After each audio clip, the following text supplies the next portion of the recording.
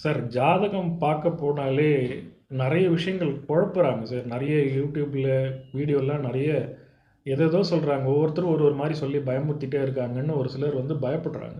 சரி எப்படினாலும் எனக்கு ஏதாவது ஒரு தீர்வு கிடைக்கணும். நான் ஏதாவது ஒரு நல்ல விஷயம் எனக்கு பண்ணணும். நான் வந்து கடவுள நம்புறேன். நான் என்ன பண்ணலாம் அப்படின்னு யோசிக்கிறவங்களுக்கு, உங்களுடைய நட்சத்திரம் என்னன்னு முதல்ல தெரிஞ்சு வச்சுக்கோங்க. உதாரணத்துக்கு உங்களுடைய நட்சத்திரம் வந்து ஒரு புனர்பூசம் அப்படின்னு வச்சுக்கிட்டோம் அப்படின்னா, புனர்பூசத்துக்கு அது அடுத்த நட்சத்திரம் என்ன அப்படின்னு பார்க்கணும். இன்னைக்கு உங்க வீடு பக்கத்துல இருக்கிற ஏதாவது ஒரு சிவன் கோயில்ல உங்களுடைய பேர்ல அர்ச்சனை பண்ணிக்கிட்டே வாங்க நட்சத்திரத்தன்னைக்கு. இத நீங்க 3 மாசம் பண்றதுக்குள்ள உங்களுடைய பொருளாதாரம், உங்களுடைய சந்தோஷம், உங்களுடைய கான்ஃபிடென்ட் நல்லா உயர்ந்திருக்கிறத நீங்களே பார்க்கலாம். அது என்ன சார் அடுத்த நட்சத்திரம் அப்படின்னா, நம்மளுடைய அடுத்த நட்சத்திரம் தான் நம்மளுக்கு சம்பத்து தாரையா செயல்படக்கூடியது. இன்னொன்னு பண்ணலாம்.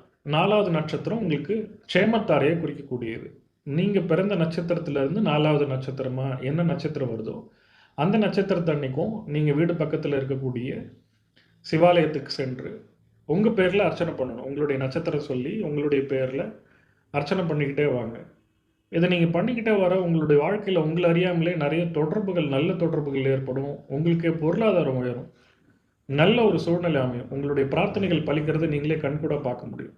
இதுக்கு உங்களுடைய ஜாதகம் என்ன, தசாபுத்தி என்ன எதுவும் பார்க்கணும்னு அவசியம் இல்ல. இது யார் வேணாலும் பண்ணலாம். உதாரணத்துக்கு உங்களுடைய நட்சத்திரம் உத்திரட்டாதி நட்சத்திரமா இருந்தா, 4வது நட்சத்திரம் என்ன அப்படின்னு பாருங்க. உத்திரட்டாதி, ரேவதி, அஸ்வினி, பரணி.